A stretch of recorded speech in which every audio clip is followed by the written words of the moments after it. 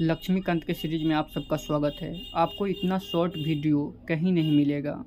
मैं भी यूपीएससी का तैयारी करता हूं और मैं जो पढ़ता हूं आप सबको रिवीजन कराता हूं, बहुत शॉर्ट रिवीजन कराता हूं। इससे पहले मैंने 3 वीडियो डाल दिया, अगर आपने नहीं देखा है तो जाकर देखिए, बहुत ही अच्छा वीडियो है। ठीक है, इस वीडियो में हम 2 एक्ट का रिविज़न करेंगे, एक चार्टर कानून 1813 का और दूसरा है 1784 का पिट्स इंडिया एक्ट। बहुत आसानी तरीके से हम रिविज़न करेंगे, चलिए देखते हैं। तो पहला है चार्टर कानून 1813। यह क्या था? तो इसके द्वारा क्या किया गया? इसके द्वारा किया गया कि भारत में कंपनी के व्यापार एकाधिकार को समाप्त कर दिया गया। कहने का मतलब कि पहले सिर्फ कंपनी ही भारत में व्यापार कर सकती थी, लेकिन अब सभी ब्रिटिश व्यापारियों के लिए भी व्यापार खोल दिया गया, यानी कि अन्य सभी ब्रिटिश व्यापारी भी भारत में आकर व्यापार कर सकते हैं। लेकिन भाई 2 चीज़ों को छोड़कर आप व्यापार कर सकते हैं, चाय के व्यापार और चीन के साथ व्यापार। अभी भी चाय के व्यापार और चीन के साथ व्यापार पर कंपनी का एकाधिकार बहाल रहा, यानी बना रहा। इन 2 चीज़ों पर अन्य कंपनी यानी अन्य ब्रिटिश व्यापारी व्यापार नहीं कर सकते हैं। सीधा सिंपल बात है कि पहले कंपनी व्यापार करती थी, अब सभी ब्रिटिश व्यापारियों के लिए भी भारत में व्यापार खोल दिया गया। 2 चीज़ों को, चाय के साथ व्यापार और चीन के साथ व्यापार को छोड़कर। सीधा सिंपल बात समझ में आ गया ना? चलिए आगे बढ़ते हैं।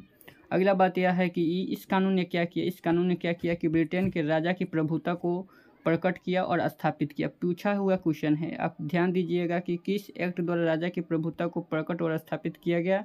तो वह था 1813 का चार्टर एक्ट। ठीक है, इस कानून के तहत यह भी कहा गया कि ईसाई मशीनरियों को भारत में आकर लोगों को प्रबुद्ध करने की भी अनुमति मिल गई। किसको? ईसाई मशीनरी को, याद रखिएगा, बहुत ही इंपॉर्टेंट है। फिर उसके बाद क्या कहा गया कि पश्चिमी शिक्षा के प्रसार की भी व्यवस्था कर दी गई इसी एक्ट के द्वारा। किस एक्ट के द्वारा था? 1813 के चार्टर एक्ट द्वारा। पश्चिमी शिक्षा के प्रसार की व्यवस्था, ईसाई मशीनरी भारत आए, लोगों को प्रभुत्व करने की अनुमति। इस तरह आप रिवीजन कीजिएगा, माइंड पर तो जल्दी जल्दी याद होगा। ठीक है, उसके बाद और क्या क्या इस कानून ने कहा कि भारत की स्थानीय सरकारों को क्या अनुमति मिल गई कि व्यक्तियों पर वह कर लगा सकती है। क्या लगा सकती है? कर लगा सकती है, और कर भुगतान नहीं करने पर उसे दंड भी दे सकती है। कौन? भारत की स्थानीय सरकार।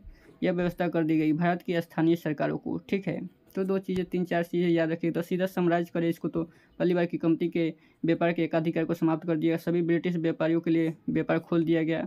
2 चीज़ों को छोड़कर चीन के साथ व्यापार और चीनी के व्यापार को। ठीक है, तो चलिए देखते हैं अब 1784 का एक्ट। 1784 का पिट्स इंडिया एक्ट, यह कब आया था? तो यह आया था 1781 में, जब एक्ट ऑफ सेटलमेंट आया था।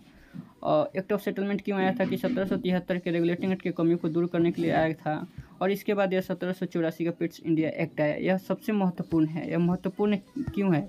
यह क्यों महत्वपूर्ण है? तो यह 2 तरह से महत्वपूर्ण है। देखिए, सबसे पहले कि राजनीतिक और वाणिज्यिक कार्यों को पृथक पृथक कर दिया, यानी अलग अलग कर दिया। पॉलिटिकल काम को और कमर्शियल काम को अलग अलग कर दिया, सबसे इम्पोर्टेंट बात है।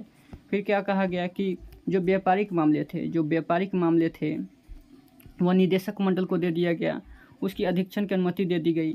और जो राजनीतिक मामले थे, कौन? राजनीतिक मामले, जो पॉलिटिकल मामले थे, उसके प्रबंधन के लिए किसको दिया गया था? नियंत्रक बोर्ड को, यानी बोर्ड ऑफ कंट्रोल को दे दिया गया। ठीक है, तो 2 चीज़ें याद रखें, व्यापारिक मामले निदेशक मंडल को, और बोर्ड ऑफ कंट्रोल को किसको दिया गया?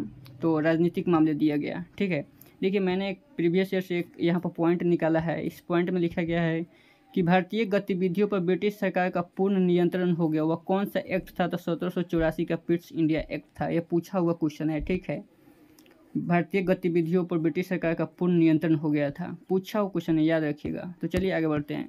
देखिए और क्या हुआ, यहीं से 1784 के पिट्स इंडिया एक्ट के तहत से ही यहाँ से द्वैध शासन की व्यवस्था आरंभ हुई थी। ठीक है, याद रखिएगा, द्वैध शासन की व्यवस्था आरंभ हो गई थी, क्योंकि पॉलिटिकल और कमर्शियल काम को बांट दिया गया। ठीक है, तो चलिए देखते हैं और आगे क्या हुआ। और आगे यह हुआ कि नियंत्रक बोर्ड, जो बोर्ड ऑफ कंट्रोल था, उसको एक शक्ति मिल गया कि वह जो भी सभी नागरिक हैं, सैन्य सरकार है और राजस्व गतिविधियों का अधीक्षण और नियंत्रण करेगा। ठीक है, बोर्ड ऑफ कंट्रोल को यह शक्ति मिल गया कि ब्रिटिश नियंत्रित जो भी भारत में सभी नागरिक है, सैन्य सरकार है, राजस्व गतिविधियों का अधीक्षण कौन करेगा? नियंत्रक बोर्ड करेगा। ठीक है, सिंपल।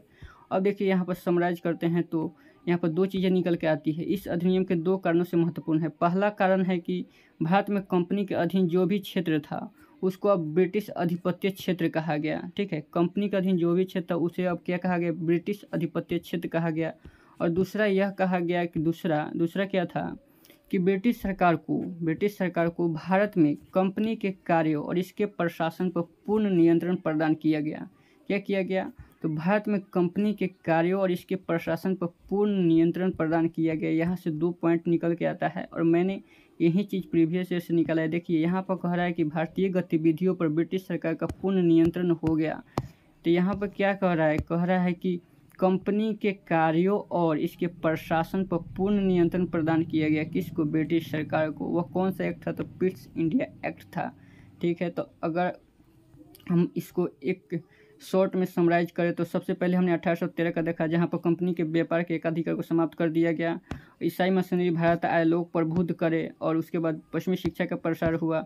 अगर हम पिट्स इंडिया एक्ट की बात करें तो व्यापारिक और राजनीतिक कार्य को, वाणिज्यिक और राजनीतिक कार्यों को पृथक पृथक कर दिया गया और निदेशक मंडल को व्यापारिक मामले दे दिया गया और राजनीतिक मामले किसको दिया? बोर्ड ऑफ कंट्रोल को दे दिया गया और यहीं से द्वैत शासन प्रणाली स्टार्ट हो गई। ठीक है, तो ऐसे हम लोगों ने समराइज किया। अगर आपको यह अच्छा लगा हो तो लाइक और सब्सक्राइब जरूर कीजिए। तब तक के लिए जय हिंद।